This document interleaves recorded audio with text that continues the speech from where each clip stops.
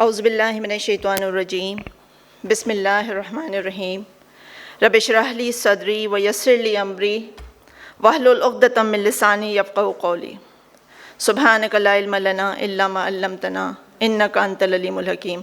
अस्सलामु अलैकुम व रहमतुल्लाहि व बरकातुहू। जी, जिस तरह अलीना ने आप लोगों को एक्सप्लेन किया कि जिस टॉपिक पे आज मैं आप लोगों के साथ बात करने लगी हूँ वो बेसिकली रिलेट करता है पर्सनालिटी पे। जैसे जिस वक्त ये प्रोग्राम स्टार्ट हुआ और उस वक्त ऑडियंस के हवाले से जो रिस्पॉन्सेज आए और अभी 2 सेशंस ऑलमोस्ट कंप्लीट हो चुके हैं अल्हम्दुलिल्लाह। रिस्पॉन्सेज और अंडरस्टैंडिंग का जो एक म्यूचुअल ब्लेंड मुझे नज़र आया है वो अल्हम्दुलिल्लाह बहुत अच्छा है। मैं ये चाहूँगी कि हम इस सेशन से जो बातें ऑलरेडी हो चुकी हैं, अगर वो मेरी प्रेजेंटेशन में ऑलरेडी मौजूद थी तो मैं उसको वक्त की कमी के बायस मैं चाहूँगी कि मैं उसको दोबारा डिस्कस ना करूँ, क्योंकि पर्सनालिटी के हवाले से बात की गई, पर्सनालिटी के कंपोनेंट के हवाले से भी बात की गई, एटीट्यूड के हवाले से बात की गई, कंपनीज़ के हवाले से बात की गई। तो अल्हम्दुलिल्लाह ऐसी बहुत सारी चीज़ें हैं जो मेरी अपनी प्रेजेंटेशन में मौजूद थी, मैं चाहूँगी उसको स्किप करूँ और जो फोकस यानी जो फोकल पॉइंट है उस पर ज़्यादा टाइम स्पेंड करूँ। राइट,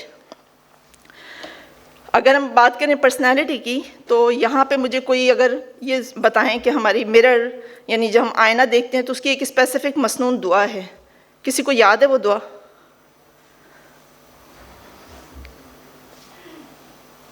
जी प्लीज़ इधर आके प्लीज़।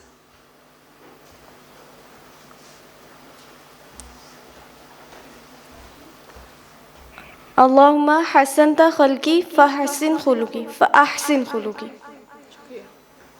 जी, इसका तर्जुमा किसी को मालूम है इसके क्या माने हैं? जी प्लीज़।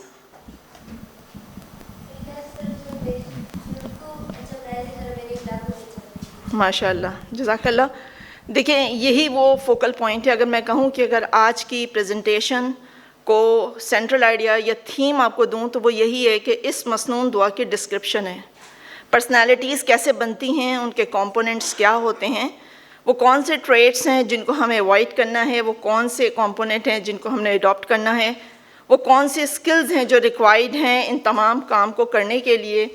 और इसके बाद यानी मैं अगर अपनी प्रेजेंटेशन का एक ओवरव्यू आप लोगों को देना चाहूँ तो मैंने प्लान यही किया था कि हम इंशाल्लाह शुरू में कुछ पर्सनालिटी के हवाले से डिस्कशन करें, और चूँकि बहुत सारी बातें हो चुकी हैं तो मैं रिपीट नहीं कर रही जैसे मैंने पहले कहा।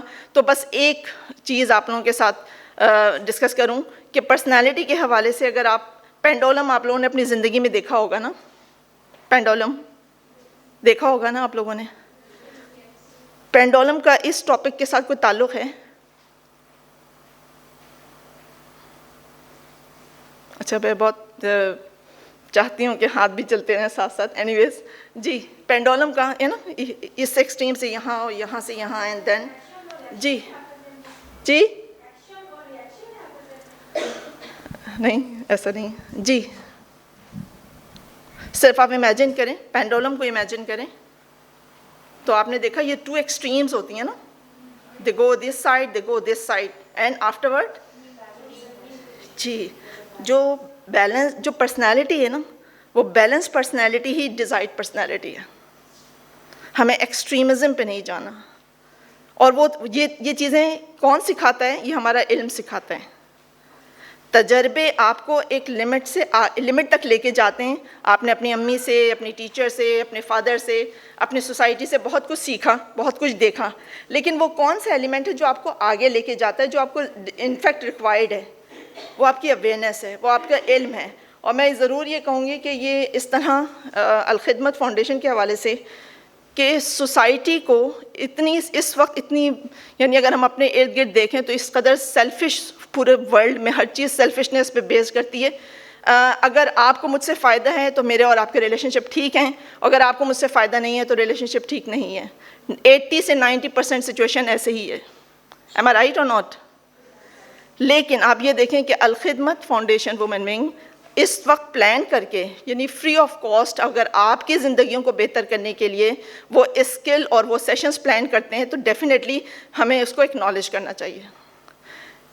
पर्सनालिटी के हवाले से जो शुरू में मैंने सिर्फ एक एग्जांपल दी और चूँकि बहुत सारी बातें हो चुकी हैं इसलिए मैं रिपीट नहीं कर रही हूँ। छोटी सी एक बात जो रह गई जिन्होंने डिस्कस किया उसमें नहीं थी, इसलिए वो मैं आपके साथ डिस्कस कर लूँ।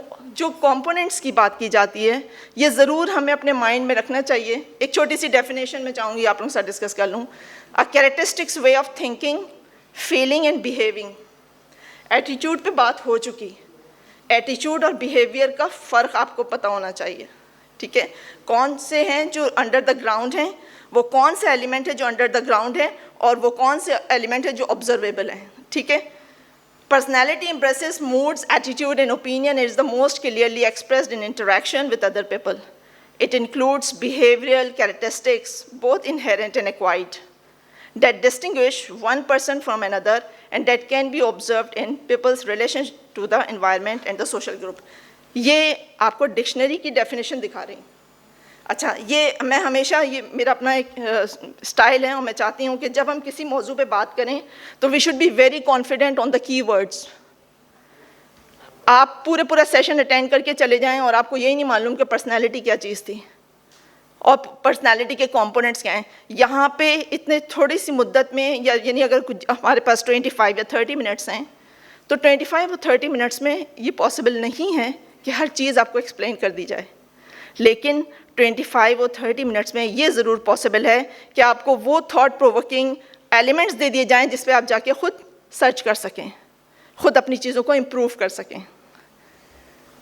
पर्सनालिटी के डायमेंशंस देखें तो हमारे पास जितने लोग, अगर यहाँ पे मेरे ख्याल है कुछ मौजूद होंगे जिन्होंने MBTI एक पर्सनालिटी टेस्ट है जो कि आपको बताता है कि आपकी पर्सनालिटी किस अंदाज में, उनके ये डायमेंशंस हैं। मैं सिर्फ आप लोगों को डायमेंशंस दिखाना चाह रही थी।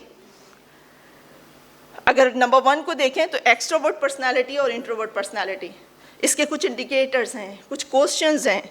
जब आप उनको आंसर करते हैं तो आप खुद अपने अंडरस्टैंड करते हैं कि मेरी पर्सनालिटी की टाइप क्या है। Where and how we get your energy. देखें, जो एक्सट्रोवर्ट है ना, उनको एनर्जी बाहर से मिलती है। अगर आज आप मुझे अप्रिशिएट करें तो शायद मेरी एक्टिविटी बहुत अच्छी हो जाए, कल आप मुझे अप्रिशिएट करना छोड़ दें तो शायद मेरी एक्टिविटी अच्छी ना हो। तो वो कौन सा फैक्टर है जो हमें इंटरनली मोटिवेटेड रखता है? जी please, I want to have your attention please. जी, कोई आप में से कोई, वो कौन से ऐसे फैक्टर्स हैं जो हमें इंटरनली मोटिवेटेड रखते हैं? देखिए, मैंने कहा ना, पर्सनैलिटी की एक डायमेंशन ये है कि या आप एक्सट्रोवर्ट हैं या आप इंट्रोवर्ट हैं। जो भी है, यानी ये कि आपके वो एनर्जी के सोर्सेज कहाँ हैं आपके पास, वो कौन से सोर्सेज हैं आपके? जी अच्छा जी, एनर्जी के सोर्सेज कौन कौन से हैं? तो वो कौन, अगर एक्सट्रोवर्ट है तो जब हम एक्सट्रोवर्ट की बात करते हैं तो उसका मतलब है कि एनर्जी की वो सोर्सेज जो बाहर से आ रही है। लेकिन हम इंटरनली कैसे मोटिवेट? हर वक्त तो आपको कोई अप्रिशिएट करने के लिए हर वक्त कोई तो पार्टनर नहीं मौजूद होता, या सोसाइटी में क्या इतनी ज़बरदस्त एक्सेप्टेबिलिटी हर बार होती है कि आप जब चाहें आप जो करें लोग आपको अप्रिशिएट करें। अगर कोई चीज़ ठीक है या नहीं, मुझे एनर्जी, मुझे अपने रोड मैप, मुझे अपने गोल्स, डेस्टिनेशन तक पहुंचने के लिए एनर्जी तो चाहिए। तो वो एनर्जी कहाँ से आएगी?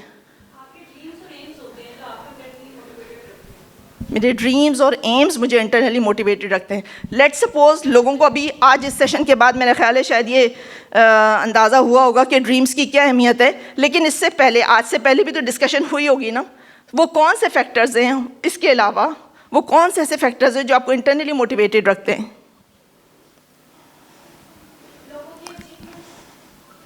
लोगों की अचीवमेंट्स आपको मोटिवेटेड रखते हैं इंटरनली?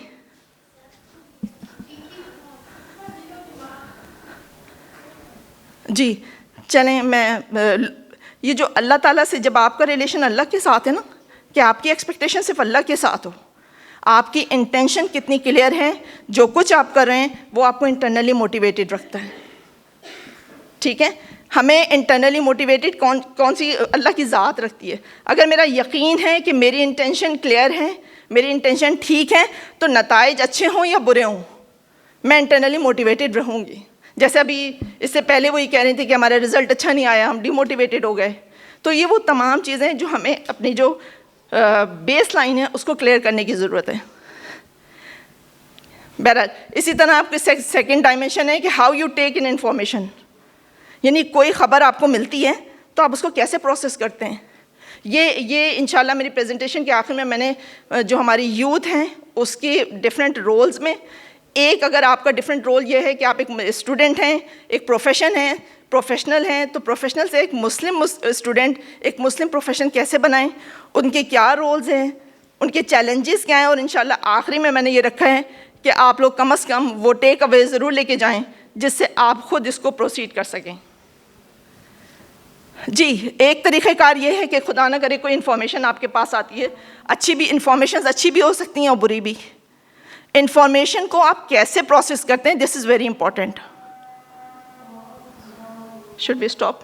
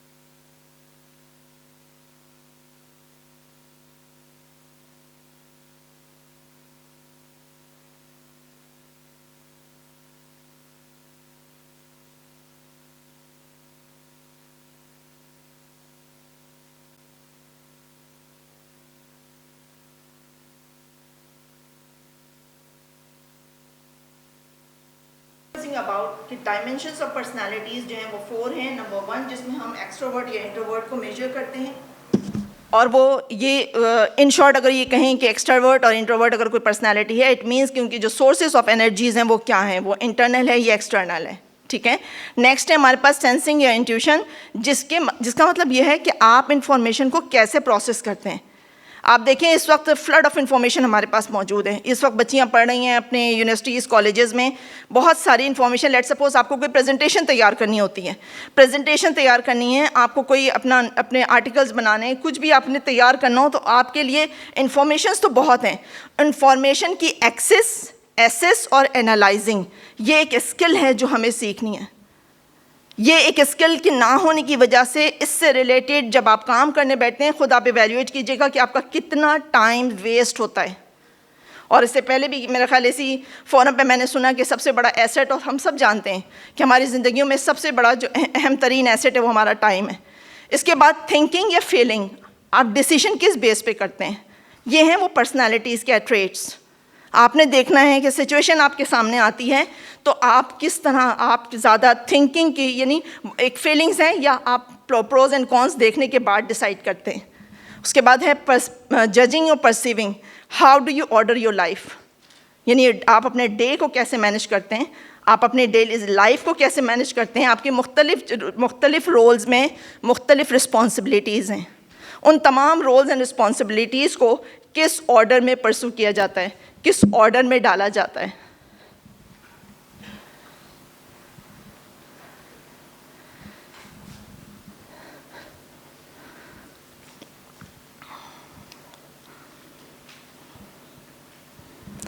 एक डेफिनेशन आप लोगों के लिए, a person with high character exhibit integrity, maturity and abundance mentality. Integrity के बारे में भी आप लोगों ने पढ़ा सुना भी होगा, मैच्योरिटी के बारे में कि हम कितने मैच्योर हैं, हमारी यूथ कितनी मैच्योर है। यानी वो एक फ़ेज़ होता है जिस फेज़ से बच्चे स्कूल से कॉलेज, कॉलेज से यूनिवर्सिटी, यूनिवर्सिटी से वर्क प्लेस, इन तमाम प्रोग्रेशन के बाद उनके अंदर जिस स्किल की रिक्वायरमेंट थी, क्या वो स्किल थी, क्या वो स्किल इक्विप, क्या एजुकेशन सिस्टम ने या आपके जहाँ वर्क प्लेस है उसने कोई ऐसी अपॉर्चुनिटी दी जिससे आपकी ये स्किल्स इंप्रूव हुई। कॉम्पिटेंस ये है कि person with high competence has high knowledge and ability to give an area. ये वो डेफिनेशंस हैं जो आपके अपने माइंड में हर वक्त तरोताज़ा रहनी चाहिए। इन शॉर्ट, इन तमाम एक्टिविटी कि आपकी पर्सनैलिटी बेहतर हो जाए, आपकी ज़िंदगी बेहतर हो, आपने क्या कुछ सीखना है, गोल सेटिंग क्या हो, इन सब चीज़ों का जो ताल्लुक़ है वो ये है कि आपने कामयाबी हासिल करनी है। अल्टीमेट गोल यही है कि आप कामयाब होना चाहते हैं। फिर आपकी कामयाबी की डेफिनेशन, आपकी कामयाबी की डेफिनेशन आपके रोल में क्या है। एज अ मदर अगर आप सक्सेसफुल मदर बनना चाहती हैं, वो आपके रोल में वो कौन से टूल्स हैं, वो कौन सी रिस्पॉन्सिबिलिटीज़ हैं जिनको आप फुलफ़िल करके आप इंटरनली सेटिस्फाई हो सकती हैं कि ये मेरे सक्सेस क्राइटेरिया है and I have fulfilled this thing. जी, ये 4 एरियाज़ जो मैं चाह रही थी कि आप लोगों को भी मालूम हो कि हम जब भी पर्सनालिटी की बात करें तो एक फ़िज़िकल, एक सोशल, एक स्पिरिचुअल, एक मेंटल। मेरा ख़्याल है आप लोग सब इस चारों फैक्टर से अवेयर होंगे, ठीक है। कोई ऐसी चीज़ जो इसमें क्लियर नहीं है या हमें एक्सप्लेनेशन की ज़रूरत है तो इंशाल्लाह ताला आगे हम उसको करते हैं।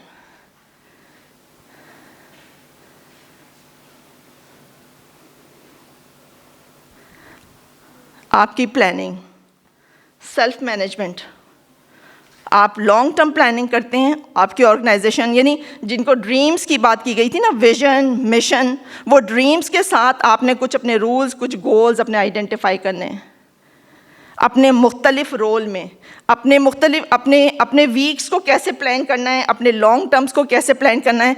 This definitely these things required some tools, some skills.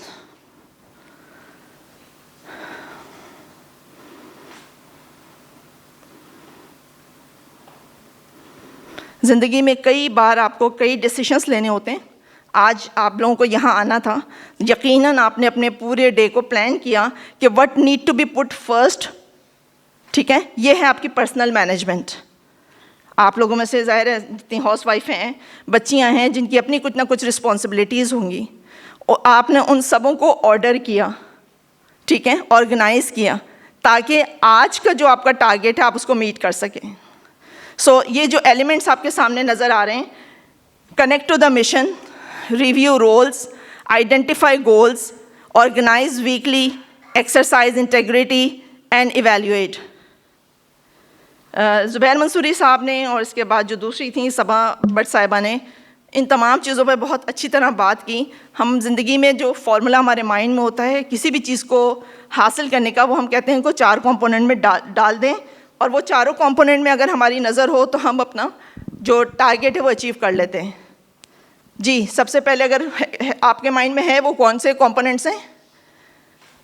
कुछ भी आप ज़िंदगी में से हासिल करना चाहती हैं, आपके पास अगर आप समझते हैं कि आप लेट सपोज कि प्लानिंग है, सबसे पहले आपके पास प्लानिंग है, ठीक है। उससे पहले उन्होंने कहा ड्रीम है, डेफिनेटली ड्रीम के बाद ही प्लान है। प्लान के बाद क्या है? Let suppose you have some plan, you have plan something, what will be the next step? Sorry? Okay. और कुछ? ठीक है। प्लान के बाद you need to do something. Exactly. यानी आपने कुछ प्लान किया, उसको उसकी एग्जीक्यूशन भी तो होनी है ना, और उस एग्जीक्यूशन के बाद क्या चाहिए जी? ये वो 2 एलिमेंट्स हैं। ऑनेस्टली स्पीकिंग, मैं जब क्वालिटी मैनेजमेंट के भी क्लासेस करूं तो ये 2 एलिमेंट्स हमारे जो हाई प्रोफेशनल या एकेडमिक सिचुएशंस में भी लोग बैठे होते हैं, they are missing with these 2 points. तो मैं चाहती हूँ कि आज हमारे इस फोरम पे ये बात हो। जी, हमने सबसे बड़ी बात की प्लान की, उसके बाद हमने क्या बात की? डू की, एग्जीक्यूशन की, राइट। हमने कुछ भी प्लान किया, इस प्रोग्राम को जिसने भी ऑर्गेनाइज किया, दे हैव प्लान समथिंग। उसके बाद ये क्या कर रहे हैं, आज क्या हो रही है, इसकी एग्जीक्यूशन हो रही है। उसके बाद क्या होगा और क्या होना चाहिए?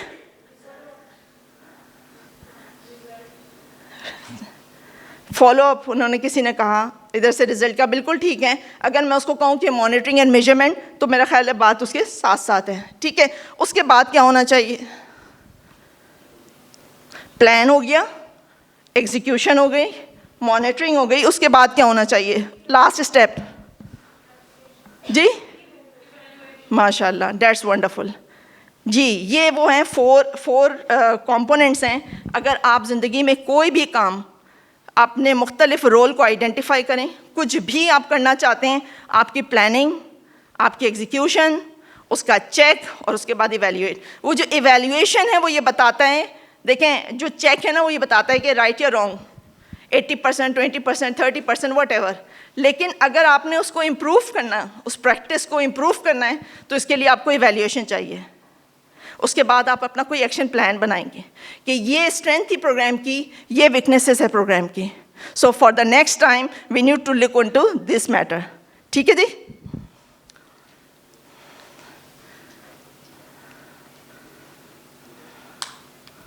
इस नेक्स्ट करें।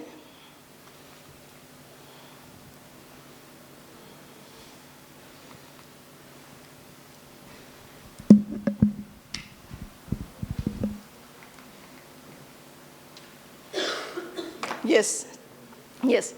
Start with clear understanding of your destination.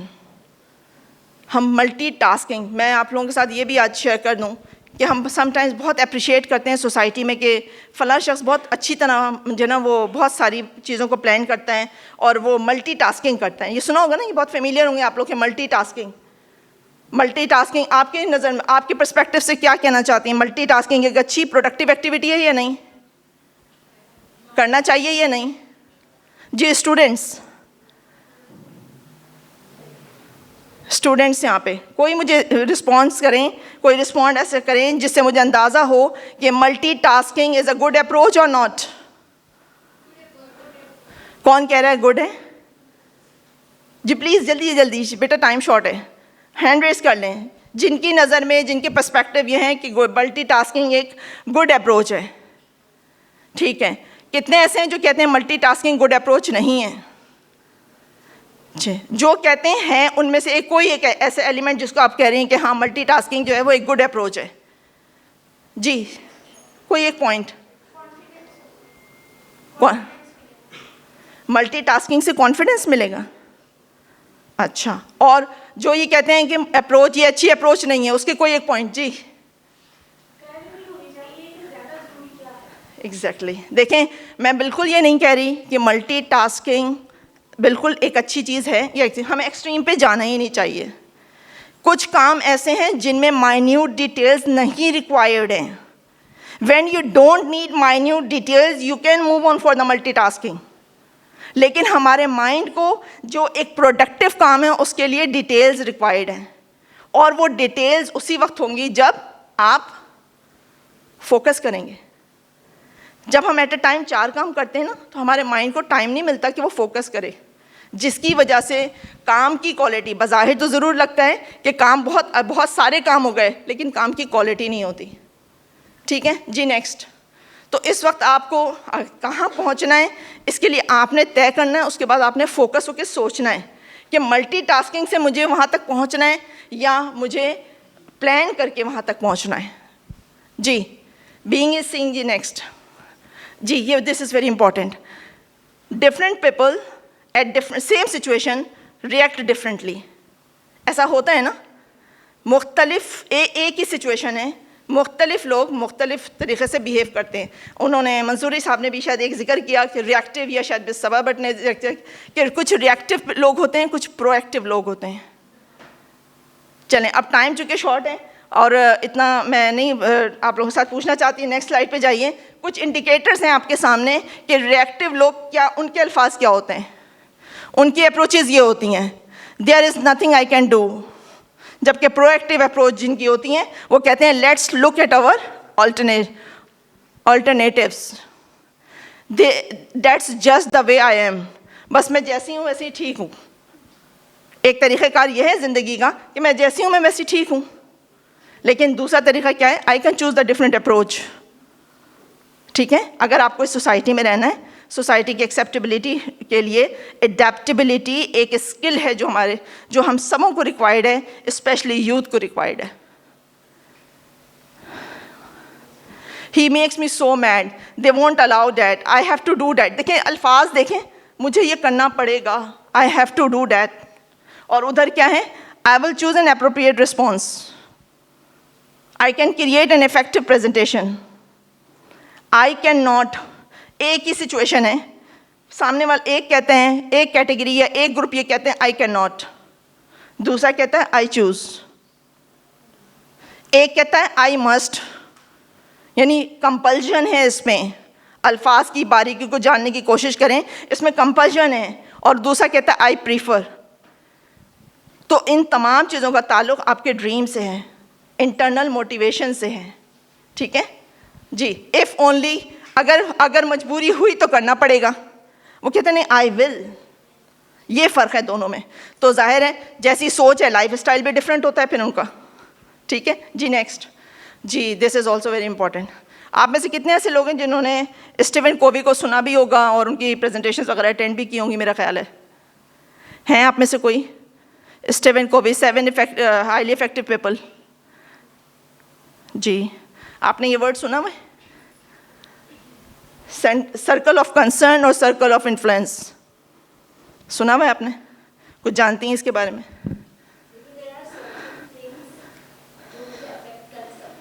ठीक है।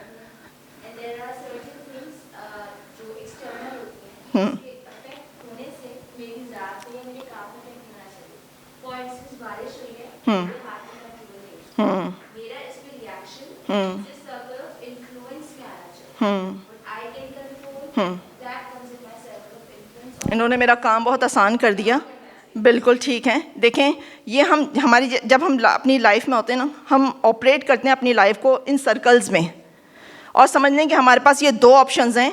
एक वो जिसमें मेरा अपना कंट्रोल है, एक वो एक्टिविटीज़ हैं, एक वो इवेंट्स हैं जिन पे मेरा कंट्रोल है, और कुछ एक्टिविटीज़ ऐसी हैं जिन पे मेरा कंट्रोल नहीं है। इन्होंने क्या एग्जांपल दी? बारिश का होना। बारिश के होने में मेरा कंट्रोल नहीं है, लेकिन आपको यहाँ पहुँचना था इस सेशन में, इस पे आपका कंट्रोल था और वो पहुँच गए। इसी तरह ज़िंदगी में जब हम, जो रिएक्टिव लोग होते हैं ना, जिनकी रिएक्टिव अप्रोच होती है, वो सिर्फ उन चीज़ों पे फोकस करते हैं जिस पे उनका कंट्रोल नहीं है। ऐसा क्यों हो गया? बारिश क्यों हो गई? और जो प्रोएक्टिव लोग होते हैं वो उसका सोल्यूशन निकालते हैं। So this is very important to understand. जी नेक्स्ट आइए। जी, ये वो हैं हमारे डीपेस्ट सेंटर। अगर आप देखें, हमारी work, family, spouse, husband, friends, religion, self, pleasure, possession. अब आप खुद देखें इसमें कितनी ऐसी चीज़ें जिसमें मेरा अपना कंट्रोल है। मैं अपना टाइम कहाँ स्पेंड करती हूँ उस पर मेरा कंट्रोल है, ठीक है। अगर किसी और शख्स ने सोसाइटी में कोई गलती कर दी जिसकी वजह से, फ़र्ज़ करें खुदा ना करे, कोई प्रॉब्लम आ जाती है, उस पर मेरा कंट्रोल है? नहीं है। ये चीज़ें समझने की हैं। तो जिस चीज़ पे आपका कंट्रोल है, you need to spend your time to fix that problem, to improve that issues. Got it? जी नेक्स्ट। जी, यही आपको दिखाना चाह रही थी कि प्रोएक्टिव जो हैं वो फोकस करते हैं किस पे? जी, जो रिएक्टिव हैं उनकी नेगेटिव एनर्जी है। ऐसा क्यों हो गया? ऐसा क्यों कर दिया गया? ऐसा नहीं होता तो ऐसा हो जाता। और इससे बिलीव मी, इतना टाइम स्पेंड होता है कि टाइम तो मेरे पास भी 24 आवर्स हैं, आपके पास भी 24 आवर्स हैं। मेरे 24 आवर्स का ब्रेकअप क्या है, आपके 24 आवर्स का ब्रेकअप क्या है? It depends on our goal, our dreams. जी देखें, एक्वायरिंग स्किल्स हासिल करना, ये मेरे कंट्रोल में है, ये मेरे कंट्रोल में है। नई स्किल्स को अडॉप्ट करना, नई स्किल्स के बारे में सीखना। इम्प्रूविंग एटीट्यूड एंड बिहेवियर मेरे कंट्रोल में है। स्पेंडिंग टाइम, मैं घंटों सोशल मीडिया पे अपना टाइम वेस्ट करूं, या मैं 20 से 25 मिनट अपने आप को बाउंड करूं कि मैं किसी वॉलंटियर एक्टिविटी में या किसी वेलफेयर सोसाइटी एक्टिविटी में मैं काम करूं। This is in my control, right. Developing good habits, आपकी क्वालिफिकेशन, आप कितना पढ़ना चाहती हैं, कितना बढ़ना चाहती हैं, कितने ट्रेनिंग सेशंस अटेंड करना चाहती हैं, उनके पीछे एक क्लियर इंटेंशन के साथ, ये सब चीज़ें वो हैं जो आपके कंट्रोल में हैं। जी जी, अच्छा, ये तमाम चीज़ें, ये एक फार्मूला मैं डेलिबरेटली यहाँ पे लेकर आई कि हमें अपनी ज़िंदगियों में जब हम अपने आप को इवैल्यूएट करते हैं, हम ये देखते हैं कि बहुत सारी ऐसी चीज़ें हैं जो अनवांटेड हैं। उम्र के इस हिस्से में भी हम अपने आप को अगर सेल्फ इवैल्यूएशन आप करें तो बारह ऐसा लगता है कि ये हैबिट मेरी ठीक नहीं है, लेकिन वो कौन से एलिमेंट्स हैं जो मुझे ठीक होने भी नहीं दे रहे। मैं बहुत कोशिश भी कर लूँ लेकिन उसके बावजूद ठीक नहीं हो सकते। उसकी वजह ये है कि हमारे पास जब कोई भी हैबिट, और एक रिसर्च ही कहते हैं कि आप अगर किसी काम को कंसिस्टेंटली 63 डेज़ तक करते रहें, वो आपकी आदत बन जाती है। और अगर 63 डेज़ के बाद वो ज़ाइल होना शुरू हो जाती है अगर उसकी प्रैक्टिस नहीं की जाए तो, ठीक है। तो जो आपकी हैबिट बनती है, इसमें 3 चीज़ें, 3 कंपोनेंट इंपॉर्टेंट हैं। एक है आपकी स्किल, सबसे पहले आपकी नॉलेज। नॉलेज ये है कि what to and why to. दूसरा है आपकी डिज़ायर, जो उन्होंने कहा था ना, ड्रीम। आपको अपने आप को बदलने की ख्वाहिश होगी तो आप बदलेंगे ना। तो वो ख्वाहिश का होना, सबसे पहले वो डिज़ायर, उसके बाद नॉलेज, और उन तमाम आपकी ख्वाहिश है कि आप बदल जाएं। तो जिस चीज़ को बदलना है उसके बारे में इंफॉर्मेशन होनी भी ज़रूरी है, और जिसके बारे में इंफॉर्मेशन आपने एक्वायर कर ली है उसको परफॉर्म करना भी ज़रूरी है। स्किल का हैबिट का ताल्लुक़ स्किल से सबसे ज़्यादा है, परफॉर्म करना, टू डू समथिंग। जी,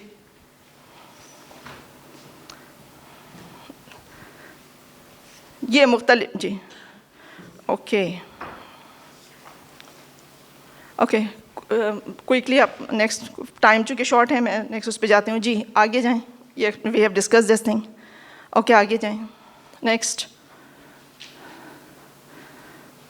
ये एक मैच्योरिटी जो मैं आप लोगों के साथ डिस्कस करी थी कि हमारी यूथ मैच्योर नहीं है, यानी वो डिपेंडेंस से इंडिपेंडेंस और इंटरडिपेंडेंस, ये प्रोसेस है जिसके थ्रू हम आगे मैच्योरिटी तक लेके जाते हैं। बहरहाल टाइम, जी आगे करें, आगे जाएं, आगे जाएं, बस। जी, यूथ की चैलेंजेस क्या हैं इस वक्त? टॉप 10 चैलेंजेस देखें यूथ के क्या हैं आपके पास। Lack of employment, failure to succeed in education system, issues related to body image, family problems, substance abuse, pressure of materialism, lack of affordable housing, negative stereotyping, pressure of 24 hours social networking. ये है important factor या नहीं? ये challenges हैं हमारे लिए। हम ये काम करने बैठते हैं, आप देखें फोकस होके, इन केस अगर आप कोई स्टूडेंट या कोई प्रोफेशनल अपने किसी टास्क के लिए अपना कोई टाइम एलोकेट भी करें तो ये वो एलिमेंट है जो हमें डिस्ट्रैक्ट करते रहते हैं। हमें वो स्किल्स सीखनी है जिसके साथ ये चैलेंजेस तो उधर ही हैं, लेकिन हम उससे कैसे कोप करेंगे, ठीक है। Next please. ये स्ट्रेस मैनेजमेंट भी, स्ट्रेस और time management, you need to learn how to manage your time, how to manage your stress. जी नेक्स्ट, आगे करें। एक लास्ट, जो लास्ट स्लाइड वो प्लीज़ करें। एक है इकॉनमी, इससे पहले वाली। जी, ये जो आपके सामने है ना, शिफ्टिंग इकॉनमी, ये एक बहुत बड़ी अपॉर्चुनिटी भी है इस यूथ के लिए। अगर आप स्किलफुल हैं तो you can earn whatever you want, और इस स्किलफुल होने के लिए you need to learn some skills. अभी बहुत सारे लोग ऐसे होंगे जो हम नए मोबाइल्स या नए गैजेट्स लेते हैं, we don't know how to use that. हम उससे सिर्फ टेलीफोन का काम लेते हैं कि हमें कॉल आ गई। A lot of things were there so that you can get the best benefit from them, but we don't. क्यों नहीं कर पाते? वजह, सबके पास फ़ोन होंगे, सबके पास मुख्तलिफ ऐप्स होंगे, हम क्यों नहीं कर पाते? स्किल्स नहीं है और वो डिज़ायर भी नहीं है। हम महंगे से महंगा फ़ोन लेते हैं और हम ये चाहते हैं कि वो पता चले सोसाइटी को कि मैंने इतना महंगा फ़ोन लिया है और मैं अच्छी तरह बात कर सकती हूँ, व्हाट्सएप पिक्चर, बस। इस वक्त आप इस गैजेट को अच्छी तरह इस्तेमाल करके अपनी बहुत सारी नीड को फुलफ़िल कर सकते हैं। आपको पता है, एक रिसर्च आई थी ILO की तरफ से, जो फाइनेंस, ग्लोबल फाइनेंस मिनिस्ट्रीज़ हैं, वो कहते हैं एम्प्लॉयर्स के पास जब जो यूथ इस वक्त आती है उसके पास वो स्किल नहीं होती। और वो स्किल क्यों नहीं होती? क्योंकि वो समझते हैं कि शायद ये डिग्री हमारे लिए काफ़ी है। पाकिस्तान में और अगर वेस्ट में हम एजुकेशन सिस्टम को कंपेयर करें तो प्रैक्टिकल चीज़ों को वेटेज देना हमारी तरफ, हमारे पास इस वक्त कम इसका ट्रेंड है, जो कि बहुत नुकसानदेह है। जी आगे बढ़ें, जी आगे। सोल्यूशन पे आ जाएं। चैलेंजेस मैं आपके साथ डिस्कस कर चुकी हूँ। स्ट्रैटेजीज़ क्या हैं कि हम इसको कैसे ओवरकम कर सकते हैं? Time management, learn time management. Time management सिर्फ ये नहीं है, देखें ये पूरा एक जिसको हम कह सकते हैं कि पूरे एक ट्रेनिंग वर्कशॉप के लिए इसको एलोकेट किया जाए, आप लोग सीखें उस बात पे, ताकि आपको पता हो कि आप अपनी पर्सनालिटी में डिफरेंट रोल्स में मौजूद हैं। मैं as a housewife, as a nation builder, as a society maker, इसी तरह आप भी डिफरेंट रोल्स में हैं। हर रोल्स की अपनी रिक्वायरमेंट है, हर रिक्वायरमेंट के लिए सर्टेन सेट ऑफ स्किल्स हैं। आपको एक अच्छी मदर होना है, you need to have some specific skills. अगर आपको एक अच्छा प्रोफेशनल होना है, you need to have some specific skills. तो हर रोल, आइडेंटिफाई योर रोल्स, कि आप एक स्टूडेंट हैं तो एक मुस्लिम स्टूडेंट कैसे हो सकती हैं. अगर आप एक सोसाइटी मेकर हैं तो एक मुस्लिम सोसाइटी मेकर कैसे हो सकती हैं. जब रोल्स आइडेंटिफाई करेंगी तो आपको पता चलेगा it needs some responsibility, it needs some skills, then it make the connection. जी, बुक रीडिंग हैबिट ऑलमोस्ट ख़त्म हो चुकी है. आप में से कितने ऐसे लोग हैं जिनके पास ई लाइब्रेरी मौजूद हो आपके अपने ज़ाहिर मोबाइल में? माशाल्लाह. जी, क्या नाम है आपका? माहम.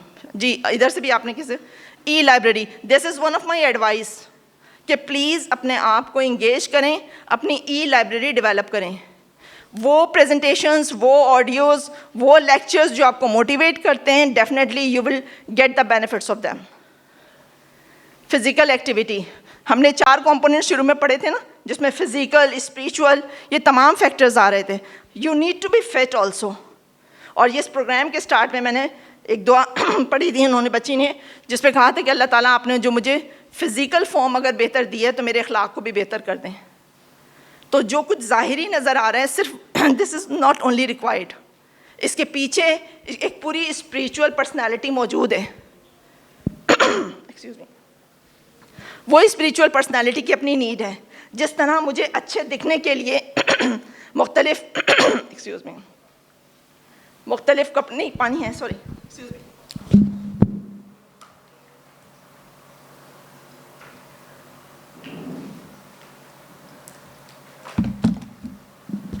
जी, जिस तरह हम अपने फ़िज़िकल अपीयरेंस के लिए बहुत कोशिश करते हैं कि हमारी मैचिंग इतनी हो, हम इस तरह से नज़र आएँ, दूसरों को अपीलिंग करें, ये इस्लाम में या दीन में इसको मना नहीं किया गया. लेकिन जब आप सेल्फ इवेल्यूएट उस स्पिरिचुअल कंपोनेंट या स्टैंडर्ड क्राइटेरिया को रख के देखें तो यू विल फील कि मैं अंदर से कितनी अच्छी हूँ. रेट करें अपने आप को कि अंदर से अगर आज मैं फ़िज़िकल में ग्रेड 2 या ग्रेड 3 में हूँ तो मैं इंटरनली या स्पिरिचुअली कितनी अच्छी हूँ. ये आपको और अल्लाह का मामला है, ये मेरा और अल्लाह का मामला है. लेकिन अल्लाह ने शऊर दिया है, इसको इम्प्रूव करना है, इसको प्लान करके इसको आगे बढ़ाना है. जी, नेक्स्ट, सॉरी पीछे. IQ मीन्स ये वो देखें, अभी इन्होंने कहा कि टाइम ऑलमोस्ट हो चुका है, बस मैं जल्दी से कंक्लूड करती हूँ.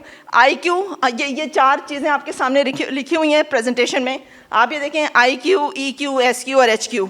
मैं सिर्फ आपको नाम दे रही हूँ, घर में जाके कोशिश कीजिएगा कि इस पे खुद आप काम कर सकें, या आप अपनी फीडबैक में सेशन पे लिख दें कि you want to learn something. इंशाल्लाह we will arrange another session also. जी, IQ क्या चीज़ है? जल्दी. IQ, intelligence quotient. EQ, emotional quotient. SQ, spiritual quotient. And last HQ, जी, नो, ह्यूमर. ठीक है, ह्यूमर कोशेंट. जी, ये आपको नाम दे दिए हैं, कोशिश कीजिएगा कि इसको लर्न करें. इसको इस गिवन इंटरनेट पे बहुत सारे ऐसे टेस्ट जो ऑलरेडी मौजूद हैं, अपने आप को इवेल्युएट करें ताकि आप अपनी इम्प्रूवमेंट की प्लानिंग कर सकें. जी, नेक्स्ट. जी, आप लोगों के लिए, जी पीछे, इस वक्त जिस स्किल की रिक्वायरमेंट है ये है आपकी फ्रीलांसिंग. कितने लोग हैं जो फ्रीलांसिंग करते हैं इस वक्त? कितने ग्रुप में इस वक्त मेरा ख्याल है 50 लोग होंगे. 50 में से एक हैं जो फ्रीलांसिंग करती हैं. हम परसेंटेज देख सकते हैं. जी, फ्रीलांसिंग क्यों करते हैं? क्या नीड है इसलिए, लेकिन ये स्किल है. You need to learn as a youth, you need to learn freelancing skill. Content writing, कितने लोग हैं जो कंटेंट राइटिंग करते हैं? माशाल्लाह, 2 यानी 50 में से 2. वेब डेवलपमेंट, ज़रूरी नहीं कि ये सब चीज़ आपको आती हो, लेकिन you need to have some, thank you need to have some know how to do all these things. ठीक है, virtual assistant, affiliate marketing, digital marketing. जी, नेक्स्ट आइए. जी, डिजिटल लाइब्रेरी मैंने जिक्र किया आप लोगों से. This is one of the skill you must have. Second, problem solving skills, critical thinking skills. मैं आप लोगों को सिर्फ नाम दे रही हूँ, कोशिश कीजिएगा कि ज़रूर इसको प्रोसेस करें, ज़रूर इसको सीखें कि ये स्किल्स क्या हैं. ठीक है, एंटरप्रेन्योरशिप, फ्रीलांसिंग जो कर रही हैं आप, जी आप अपना कोई एक्सपीरियंस शेयर करेंगी यहाँ पे? Did you get some positive response from the market while doing your freelancing? मतलब you earned something or not? Okay, ये entrepreneurship ज़ाहिर है there's a huge gap because of the unemployment, so we need to think about this also. Curiosity and love of learning, जो मैंने आप लोग से request की कि प्लीज़ अपनी डिजिटल लाइब्रेरी अपने पास रखें, कोशिश करें, आपको एक्सपीरियंस क्वालिफिकेशन एक स्टेप तक तो ले जाएगा, आगे आपका इल्म लेके जाएगा। जी next, communication skills. Communication skills पे सेशंस अटेंड किए होंगे आप लोगों ने, इस पे ज़्यादा से ज़्यादा सेशन अटेंड करें, ज़्यादा सीखने की कोशिश करें। कम्युनिकेशन का मतलब कतई तौर पे ये नहीं है कि आप कितनी अच्छी इंग्लिश या कितना अच्छा उर्दू आप बोल लेते हैं। The way you convey your point, this is important. So we all need to learn all these skills, especially youth. जी next, self-knowledge and emotional intelligence I have discussed. The first point, assessing, accessing and analyzing information. Information को access करना ये भी एक skill है। जब आप बैठते हैं अपने स्पेसिफिक किसी काम के, जो फ्रीलांसिंग कर रहे हैं या वेब डिज़ाइनिंग या जो भी आप लोग काम कर रहे हैं, आपको अंदाज़ा होगा कि when you sit for a specific job, you need to spend so much time over it. अगर आपके पास वो स्किल्स हों, अगर आपको मालूम हो कि अगर सर्चिंग का जो ऑप्टिमम तरीक़ेकार है, so you that will save your precious time. So think about this, okay, learn this skills. How to do all this thing? Coaching and counselling. ऐसे सेशंस अटेंड करें, मुख्तलिफ सेशंस ऑनलाइन भी बहुत कुछ होते हैं, सेशंस अटेंड करें, training program, skill based courses करें. जी आगे बढ़ें. जी बस ये last formula to be more productive, work efficiency, make responsible to do list. आपके पास आपकी to do list हो, उसके बाद उसकी accountability list हो, set small goals for the task, focus of one goal at a time. Please avoid multitasking when you are doing the quality job. Stop multitasking, find a method for delegate and following up, create a proactive dashboard, pick up the task, then do it. Group similar task together, this is also very important. हमें एक ही तरह के काम मुख्तलिफ जगहों पे करने होते हैं और हम मुख्तलिफ टाइम सेट पे वो टाइम उसको एलोकेट कर रहे होते हैं. So group together, this is also very important skill. अगर आपने हाउस होल्ड एक्टिविटी करनी है, so group them together so that will save your time. Number 15, be accountable to another person, ask for the help, get sunlight. ये आपकी physical activities के लिए. बहरहाल ये मेरी कुछ एडवाइस थी कि सारे पॉइंट्स आप लोगों के साथ डिस्कस करना था. टाइम इन्होंने कहा ऑलरेडी अब हो चुका है. हमारे पास जितनी इन्फॉर्मेशन जो मैं आपको देना चाह रही थी वो मैंने डिलीवर किया. होप इंशाल्लाह नेक्स्ट टाइम फिर मुलाकात होती है. Thank you very much.